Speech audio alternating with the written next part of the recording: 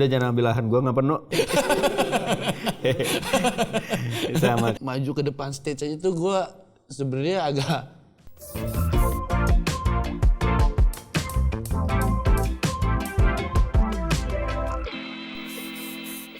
Di acara talk show gua, ya Brownies kan ngundang penyanyi aslinya. Ada sebuah lagu yang rame di media sosial. Tapi yang terbayang-bayang sama gua justru covernya. Bukan penyanyi aslinya. Bukan penyanyi aslinya. Tapi penyanyi aslinya suaranya bagus. Dan masih aktif maksudnya? Masih aktif nyanyi gitu? Masih. Maksudnya orang baru yang suaranya bagus gitu. Tapi ada yang mengcover sampai niat bikin video semi video klip gitu. Terus kayak yang gue inget adalah ketika dia kini ku sadar kopsek. Lu pernah denger ya? Di aslinya nggak ada kopsek nggak ada. Sama dia ditambahin kopsek gitu. Yang gue inget itu gitu. Remixannya bukan suara asli vokalisnya, enggak. Suara yang bikin tuh video gitu. Tapi buat gua jadi berkarakter jadinya gitu. Padahal jadinya gitu video. Ini ku sadar kopsek. Gila. Tapi ya itulah menjadi jago. Ya bagus banget gitu. Tapi kayaknya kalau di dunia entertain emang lu harus keciri gitu. Karakter sih sebenarnya. Lebih iniin ke karakter. Betul. Sama ya kadang orang suka lupa kayak attitude sebenarnya salah satu dari skill sih, Om Jans. Ya mau sejago apapun, mau berkarakter apapun, tapi kalau attitude jelek, udah kelar sih. Agree. Itu aja kalau gue. 100%. Jadi kan kalau orang-orang zaman dulu kan gitu ya, kalau anak kita lahir, tanam ari-arinya bareng benda-benda atau hal-hal yang berhubungan dengan apa yang lu pengen anak itu bisa. Karena gue dulu sempat ngeband juga, otodidak juga, belajar drum juga. Jadi gue pengen anakku bisa, gue kan nggak bisa gitu, cuma sekadar bisa doang gitu.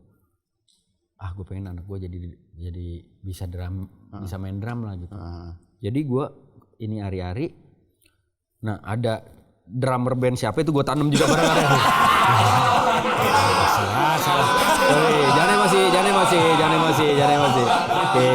Oke. Stick drum gue tanam kan bareng hari-hari. Stick drum. Gue ditanam lagi. Stick drum gue tanam gitu. Salah satunya ya benda yang gue tanam selain numbuh tapi stick drum. Alhamdulillah sekarang udah baru bassnya sih. Baru bassnya yang keluar. Hi-hatnya baru pucuk. Belum ada simbalnya, belum ada. Segitu pengennya gitu, pengennya apa namanya anak gua punya skill bermusik lah ibaratnya gitu. Karena terlepas apapun itu ya kayaknya kalau orang yang beneran bermusik pakai hati tuh apa namanya kayaknya orangnya bakalan asik deh menurut gue ya. Gitu. Iya sih emang. Kalau gue juga selalu ya kayak gitu, makanya di netral pun udah ya udah bukan main skill lah gitu. Jadi kayak bikin lagu apa segala macam ya mainnya pakai hati gitu. Tapi lu pernah nulis lagu gak sepanjang? Kalau untuk lirik gue nggak pernah. Cuman kalau untuk notasi atau misalnya lagu, iya gue pernah bikin gitu. Buat netral? Buat netral gitu. Kayak Sorry gitu, gitarnya itu awalnya gue gitu. Oh, oke. Terus cuman kayak gue kan sekedar main gitar akustik lah, akhirnya gue kasih ini Cok lo benerin deh. Yang gue punya berantakan gitu, akhirnya diperbaikin lagi sama Coki kayak gitu. Padahal si Cokinya lagi nge-MC. Lagi. Kan saya ngomong dong mas, jangan nunjuk-nunjuk saya dong. Saya kan nanya. Lagi Coki lagi ngocok kiri kan gitar. Ngocoknya sebelah kiri. Emang jorok mulu nih orang kalau ngobrol sama gue nih. Nggak jorok kan ngocoknya sebelah Coki, ngocoknya sebelah kiri. Iya kan masalahnya kan sebelum ngocok dia cebok kan agak bau. Jadi agak jorok. Kenapa lu memutuskan untuk ikut serta gitu, untuk ambil bagian tetap menciptakan karya juga, nggak cuma sekedar udah ada notasinya, udah ada lagunya. Karena kayak gini, gue kadang kan di rumah masih lah gitu kalau buat main-main gitar akustik sendirian gitu. Terus kebetulan pas yang lagu Sorry itu, terus kayak ini cocok deh ini dinyanyiin sama Om Bas gitu. Akhirnya gue kayak gue bawa materinya ke studio gitu, terus Coki bilang yaudah sini gue rapihin gitu. Cuman yang penting gue udah ada bagan song sama ref gitu. Nanti Coki nambah-nambahin lagi tuh, terus kayak milih-milih partnya Coki lagi, terus gue pengen notasinya kayak gini gitu. Jadi karena emang tuh lagu menurut gue cocok aja dinyanyiin sama Om Baks gitu. Misalkan ada, kan lo di netral terus NTRL, terus di ATF pun lo megang drum gitu. One time ada kesempatan untuk ngeband lagi di otherwise genre yang berbeda atau circle yang berbeda, tapi tawarannya bukan sebagai seorang drummer tapi gitaris. Aduh, berat juga tuh ya. Pengen sih, gue masih pengen main gitar, masih pengen gitu. Cuman buat kayak di atas panggungnya pasti gue bakalan nervous sih, Om Wens. Sekelas lu? Gak sepede itu gue buat main gitar di atas panggung. Lu kan drum otodidak Pak, gitar malah belajar, malah sekolah ibaratnya. Iya sih, karena mungkin tapi selama ini tuh gue karena main drum kan, kebiasaan gue tuh main drum gitu. Untuk gue kayak maju ke depan stage aja tuh gue sebenarnya agak minder gue. Seorang ego. Gue cuman maju ke depan stage kalau udah kelar. Gitu. Gue sampai sekarang aja nervous pasti masih. Itu lagu ke-1, ke-2 tuh gue pasti masih nervous. Ketiga lewat 1, 2 baru aman. Pasti tuh gue enak tuh. Muntah apa segala macam suka gitu biasanya. Masih? Iya. Sekelas lu? Iya, dengan jam terbang sebanyak lu? Tapi gue ngerasa berarti gue masih punya perasaan sama musik. Betul. Iya kan? Kalau gue udah nggak deg-degan, hilang apa sih, berarti gue udah nggak ada perasaan apa-apa gitu. Ya udah kayak sebuah rutinitas biasa aja. Iya, jadinya kayak gitu. Nah, gimana? Omongannya seru kan? Tonton terus makanya. Tapi jangan lupa subscribe, like, komen, dan juga bantu share. Supaya nonton Om Wen makin banyak. Oke? Dan ternyata ya memang jauh sebelum gue kenal sama Kak Ens, gue ternyata pernah ketemu sama Nadila. Syuting ya bareng. Syuting ya? bareng. Iya. Nadila waktu itu jadi pemeran, mungkin bisa dibilang salah satu pemeran utamanya. Dan gue jadi cameo di situ. Syutingnya di sini, di Citos, pintu tol Citos, inget gue. Lo jadi preman itu ya? Iya, gue jadi preman apa? Lu udah pacaran belum sih sama Nadila? Belum. Itu belum. Gue tuh cerita jadi perampok, mau ngerampok mobil apa preman gitu. Caelah, gaya-gayaan. Adegannya cerita gue mecahin pintu kaca mobilnya si Nadila. itu kaca. Oh, satu frame berarti kan? Satu frame. Terus ceritanya pintu kacanya itu udah kaca emang pintunya itu pintu kaca. Kaca pintunya itu udah diganti, bukan yang aslinya gitu.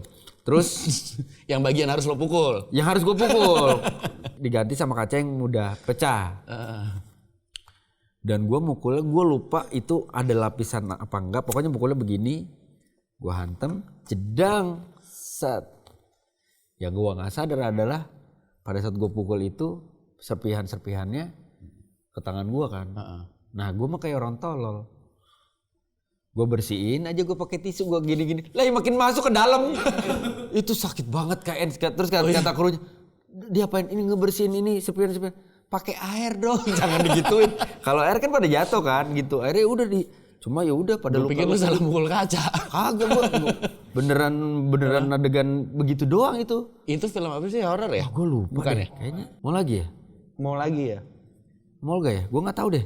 Iya ada Olga kalau nggak salah. Oh ya udah, berarti bener tuh. Pokoknya gue jadi penjahat aja di situ. Adegannya cuma itu doang. Iya pokoknya. Terus abis itu kita nongkrong di rumah Kang Iwa ya. Kang Iwa. Terus ketemu lagi. Iya. Kan pernah syuting bareng. Gitu. Iya betul. Ternyata dulu mah kita ketemu sekali dua kali. Iya sekali 2 kali. Lo masih gak, gimbal. Iya. Dan gue juga ya, wah anjrit. Mau berteman lagi netral sama gue. Bangga bro. Anjir. Pelawak kamu anak band. Gila bangga gue pada saat itu. Tacis. Ya. Drummer gak jadi sama drummer beneran ya kan. Duduk tak duduk, berdiri.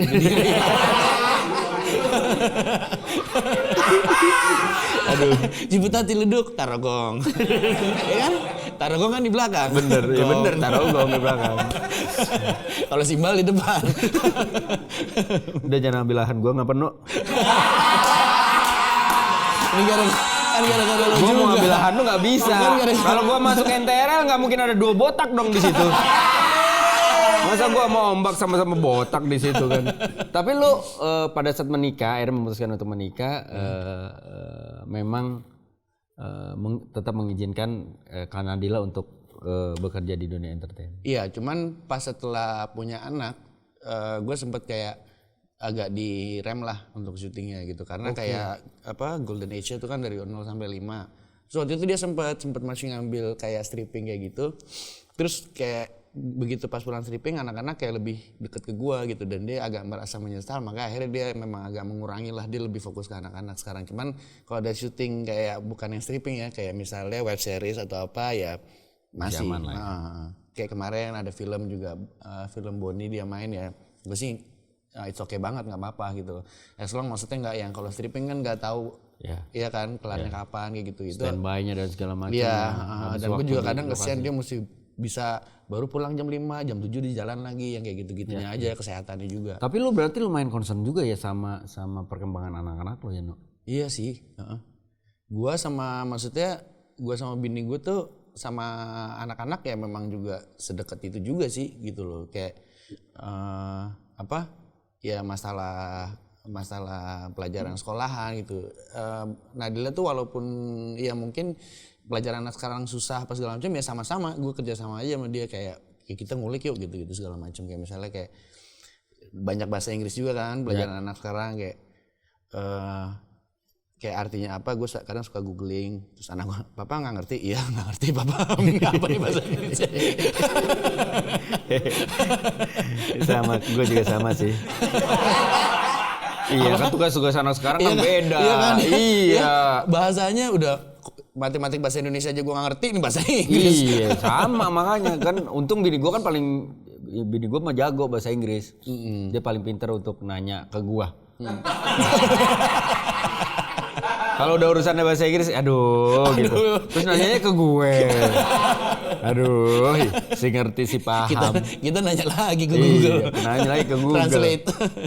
Ya kita ya memang beda zaman juga ya, terus artinya gue sih amazed-nya karena ya balik lagi don't judge book by its cover lah ya. Mungkin kalau terlihat bahwa sosok Eno sepertinya ya mungkin kayak asal-asalan aja gitu. Tapi ternyata lu punya intensitas yang bagus untuk bagaimana ngejaga bonding lu sama keluarga lu, terutama anak-anak lu.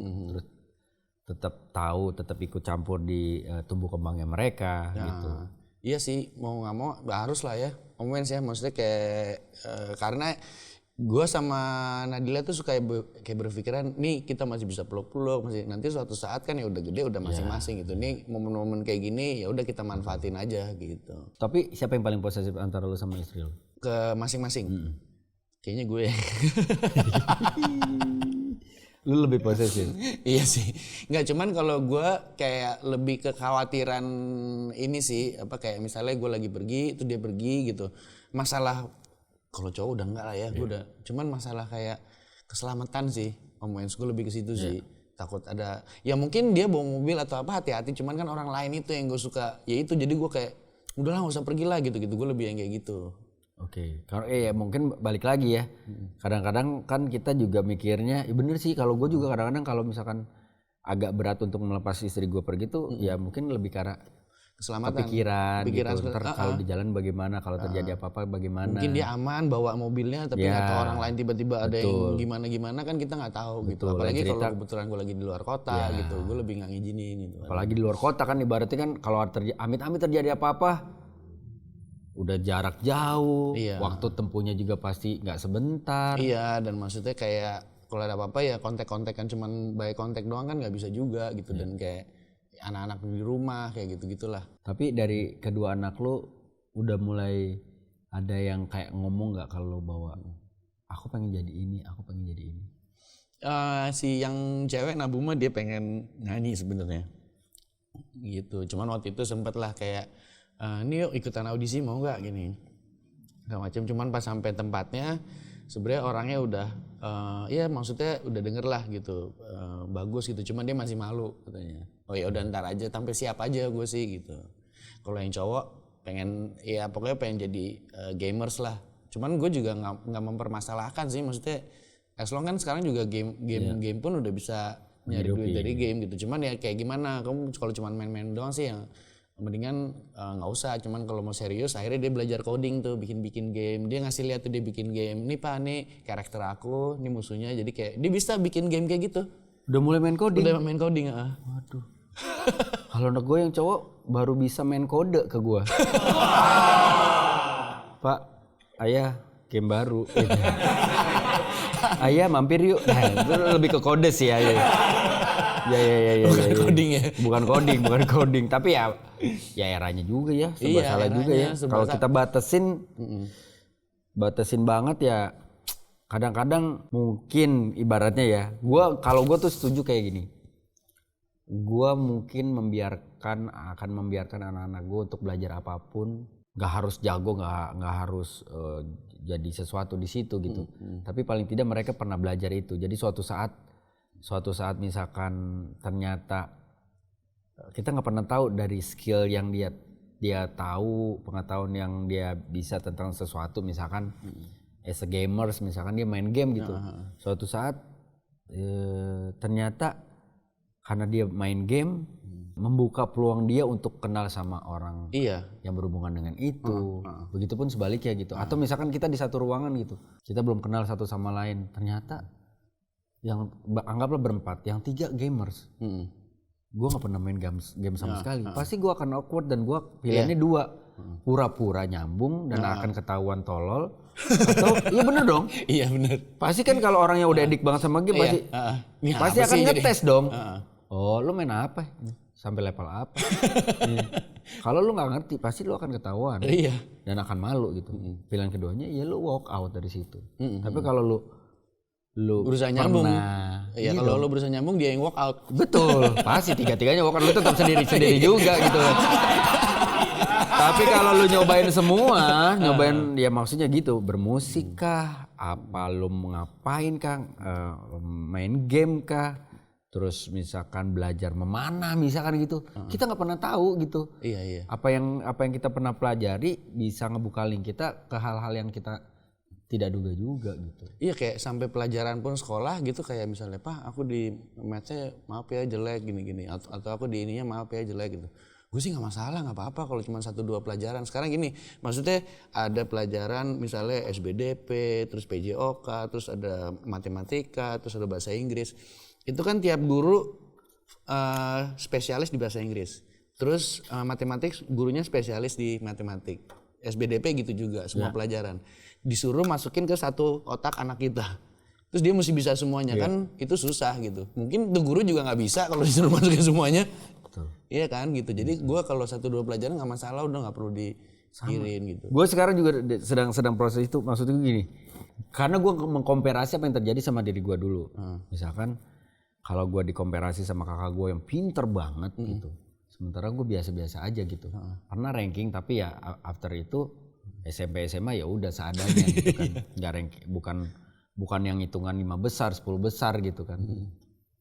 Tapi tanpa gue sadari networking gue, pembawaan gue, berteman dan segala macam, yang itu yang membuka peluang kan. Iya, memang itu sih yang penting. Ya dan kita akhirnya berkaca dari kondisi gue gini.